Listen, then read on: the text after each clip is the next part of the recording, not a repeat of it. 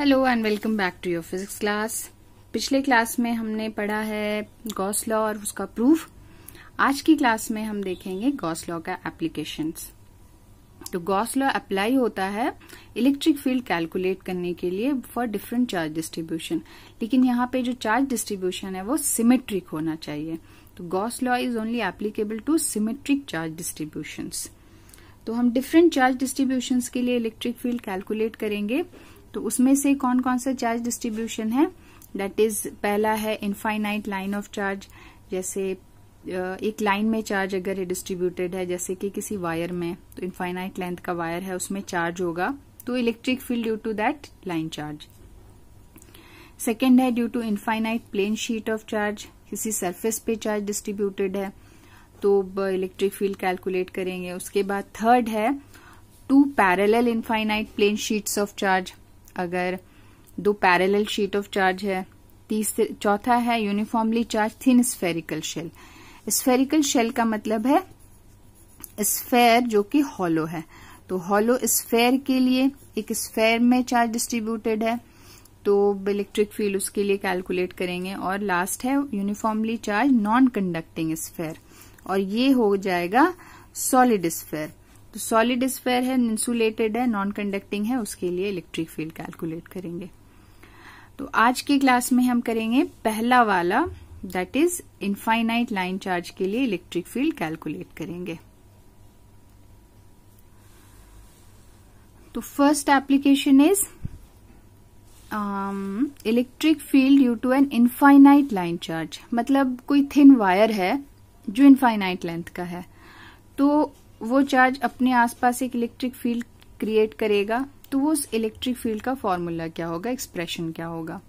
तो Gauss law use करना है, तो उसके पहले हमें पता होना चाहिए गॉस लॉ क्या है। गॉस लॉ है total electric flux through a close surface, जिसको हम इस तरह से लिखते हैं closed integral E dot D S is equal to total charge inside the close surface divided by epsilon naught. Epsilon naught है परमिटिविटी ऑफ फ्री स्पेस। तो इस रिलेशन को यूज करके इलेक्ट्रिक फील्ड ई कैलकुलेट करेंगे। तो इसमें दो step में हम कैलकुलेट, पहला तो दो स्टेप में कैलकुलेट करेंगे। पहला क्या करेंगे, total charge inside the close surface find करेंगे। उसके बाद total electric flux through the close surface calculate करेंगे और दोनों को इक्वल कर देंगे। दोनों को इक्वेट करेंगे तो वहां से इलेक्ट्रिक फील्ड निकल के आ जाएगा। तो यहाँ पे चार्ज का डिस्ट्रीब्यूशन कैसा है, लाइन चार्ज है। तो हमने अज्यूम किया है कि एक थिन इनफाइनाइट लेंथ का एक वायर है जो कि इस तरह से है, इसमें चार्ज इस तरह से डिस्ट्रीब्यूटेड है। तो एक लाइन में चार्ज है, तो इसके लिए इलेक्ट्रिक फील्ड कैसा होगा, इलेक्ट्रिक फील्ड का फॉर्मूला क्या होगा। तो ये इसके लिए अब गॉस थ्योरम अप्लाई करना है, तो उसके लिए हमें एक क्लोज सरफेस चाहिए, क्योंकि हम लिखते हैं the total electric flux through a close surface is equal to the total charge enclosed by the surface.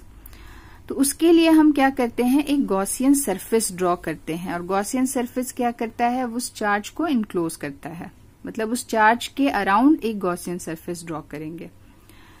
तो ये लाइन चार्ज है। लाइन चार्ज के लिए जो गॉसियन सरफेस का शेप होता है वो सिलिंड्रिकल होता है, जो पिंक लाइन से यहाँ पे दिखाया गया है। हमने लास्ट क्लास में गॉसियन सरफेस पे कुछ डिस्कस किया था।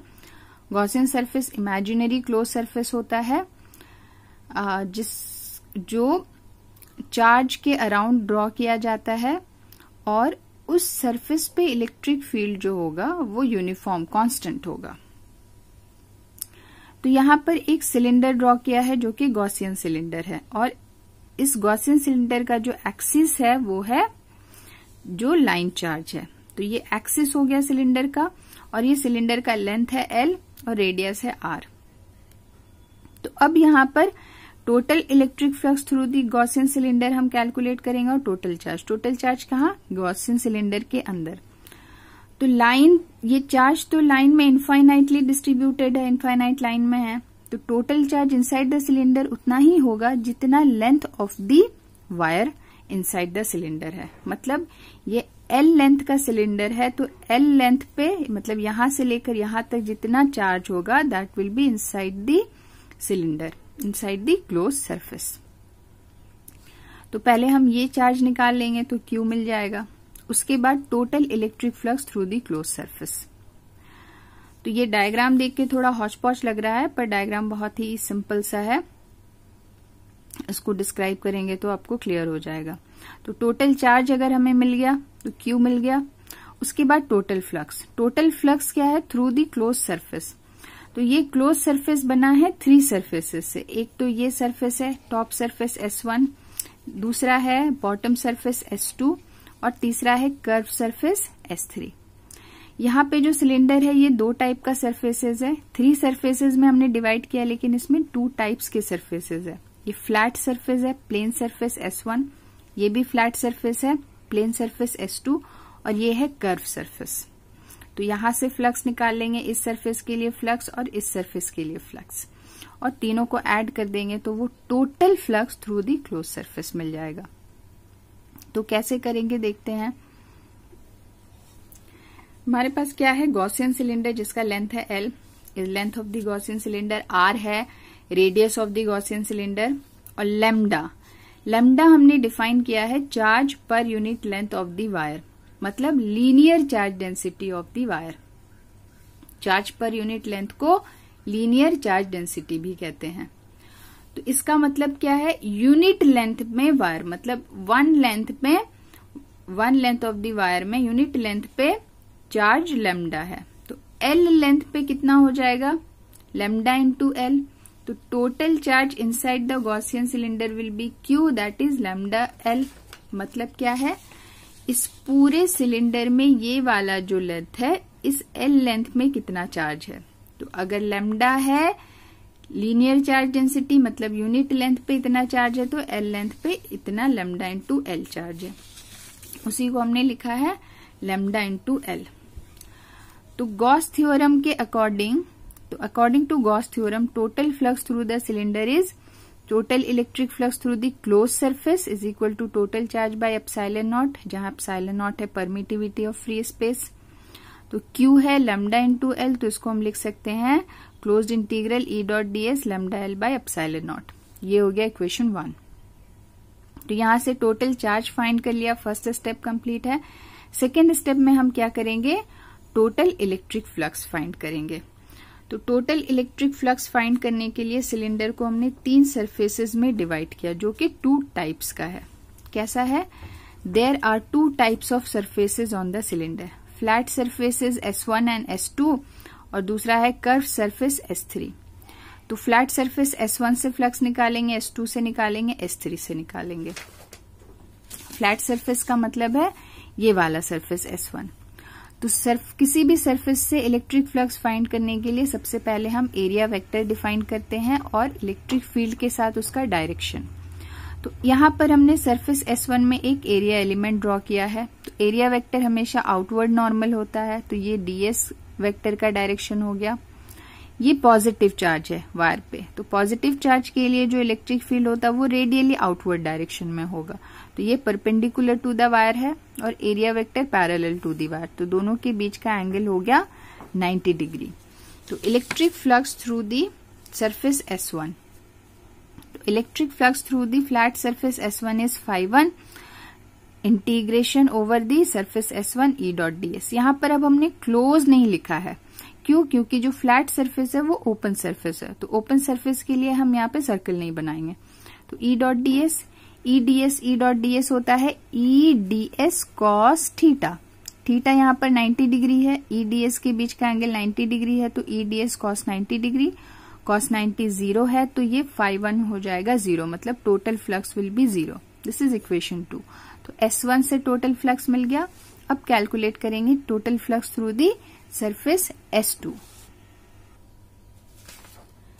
सिमिलरली ये वाला जो बॉटम सरफेस है ये भी ओपन सरफेस है, फ्लैट सरफेस S2 है। तो यहाँ पर एक एरिया एलिमेंट लिया है, तो एरिया एलिमेंट इस एरिया का जो एरिया वेक्टर का डायरेक्शन होगा वो आउटवर्ड नॉर्मल, मतलब इधर हो जाएगा डाउनवर्ड टू द सरफेस। ये इनवर्ड डायरेक्शन है, ये आउटवर्ड है। तो area vector outward normal, electric field तो परपेंडिकुलर है वायर के, तो ये दोनों के बीच फिर से एंगल हो गया 90 डिग्री। तो E और ds के बीच का एंगल 90 डिग्री है, तो total flux will be 0 again. तो electric flux through the flat surface S2 is integration over S2 E dot ds। E dot ds होता है E ds cos थीटा मतलब cos 90 डिग्री। तो ये फिर से 0 हो गया, तो phi2 will also be equal to 0। This is equation 3। मतलब द फ्लैट सरफेसेस है S1 और S2 से कोई भी इलेक्ट्रिक फ्लक्स नहीं है, तो जो भी टोटल फ्लक्स होगा वो सिर्फ कर्व सरफेस से होगा। तो कर्व सरफेस में इलेक्ट्रिक फ्लक्स कैसे फाइंड करेंगे? सेम मेथड है। ये कर्व सरफेस है S3, तो ये पूरे कर्व सरफेस पे हम क्या करेंगे, इसको डिवाइड कर देंगे स्मॉल एरिया एलिमेंट में। सपोज यहाँ पर पॉइंट P पर एक एरिया एलिमेंट है ds, तो एरिया वेक्टर आउटवर्ड नॉर्मल इधर हो जाएगा सरफेस पे परपेंडिकुलर, और इलेक्ट्रिक फील्ड तो परपेंडिकुलर है ही। इसका मतलब दोनों के बीच का जो एंगल है, किसके बीच, E और ds के बीच का एंगल जो है वो 0 डिग्री। क्यों? क्योंकि दोनों सेम डायरेक्शन में है। तो दोनों सेम डायरेक्शन में जब है तो यहाँ पे electric flux through this small area element क्या होगा, E डॉट ds, और इसको इंटीग्रेट कर देंगे तो पूरे सरफेस के लिए मिल जाएगा। तो electric flux through the curve surface S3 is phi3 is equal to integration over S3 E dot ds। तो यहाँ पर S3 में E और ds के बीच का एंगल 0 डिग्री है, तो ये हो गया E ds cos 0 डिग्री। तो ये हो गया cos 0 1 होता है, तो ये हो जाएगा E ds। अब यहाँ पर क्या है, E है electric field on the surface of the Gaussian cylinder. Gaussian surface पे इलेक्ट्रिक फील्ड कांस्टेंट होता है, तो इसको हम बाहर लिख सकते हैं इंटीग्रेशन से, और ये हो जाएगा integral over the surface S3 ds।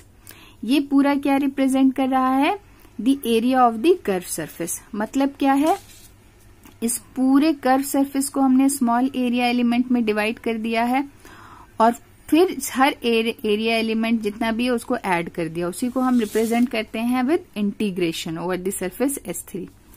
तो सब ऐड करेंगे तो क्या मिलेगा, वापस पूरा कर्व सरफेस मिलेगा। तो यहाँ पर ये जो इंटीग्रेशन है, यहाँ पर ये क्लोज्ड इंटीग्रल नहीं होगा, ये plain simple integral, open integral है। Integration over the surface S3 ds will be area of the curve surface S3। Curve surface cylinder का जो होता है उसका एरिया होता है 2 pi into radius into length of the cylinder. तो ये हो गया 2 पाई RL, ये curve surface of the cylinder उसका एरिया है। तो यहां से मिल गया ds इंटीग्रेशन, ये वैल्यू मिल गया, इसको यहां सब्स्टिट्यूट करेंगे तो क्या मिलेगा, phi3 will be E into 2 pi RL। ये क्या है, फ्लक्स थ्रू दी कर्व सरफेस। तो phi1 phi2 phi3 मतलब फ्लैट सरफेसेस, और कर्व सरफेस के लिए हमने इलेक्ट्रिक फ्लक्स फाइंड कर लिया। तो total flux through the close surface कितना हो जाएगा, तीनों का सम। So total electric flux through the cylindrical surface is closed integral E dot ds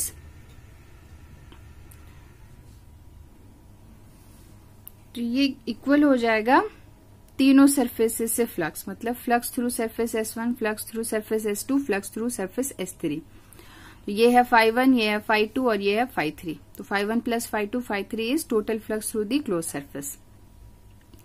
phi1 phi2 phi3 को हमने कैलकुलेट कर लिया इक्वेशन 2, 3 और 4 में, तो वहां से इसकी वैल्यूज को लिखेंगे। तो phi1 है 0, phi2 है 0 और phi3 आया है E इंटू 2 पाई RL। तो total flux through the close surface will be E into 2 pi RL। This is equation 5।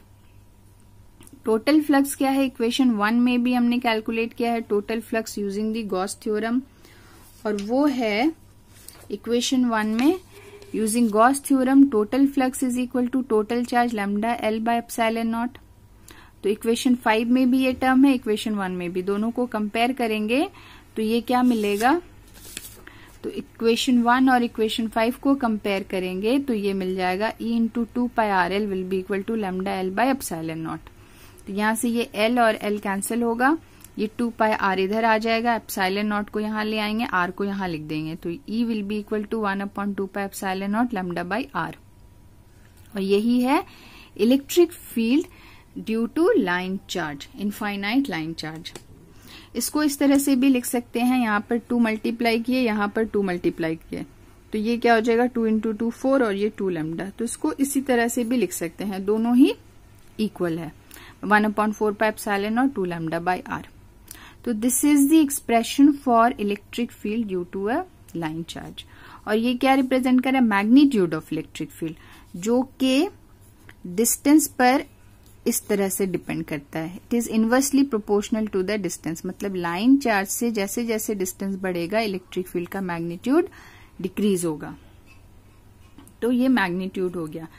अब इसके डायरेक्शन के लिए हम क्या करेंगे, इसको वेक्टर फॉर्म में लिख सकते हैं। तो यहाँ पे वेक्टर फॉर्म में लिखने के लिए यहाँ पर सिर्फ एक वेक्टर साइन आ जाएगा और यहाँ एक यूनिट वेक्टर लगा देंगे। तो यूनिट वेक्टर आर कैप, जो क्या शो कर रहा है? Direction of electric field. तो ये R cap is unit vector along outward normal. और नेगेटिव चार्ज होगा तो यूनिट वेक्टर का डायरेक्शन, ये पॉजिटिव चार्ज अगर है तो ये हो जाएगा आउटवर्ड नॉर्मल, इधर हो जाएगा।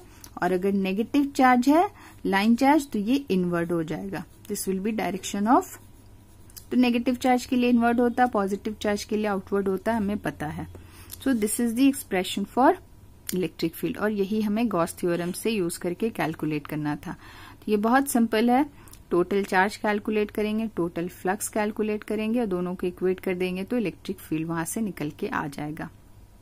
अब यहाँ पे कुछ इंपॉर्टेंट चीज है जो नोट करके रखना है, उसको आप नोट कर।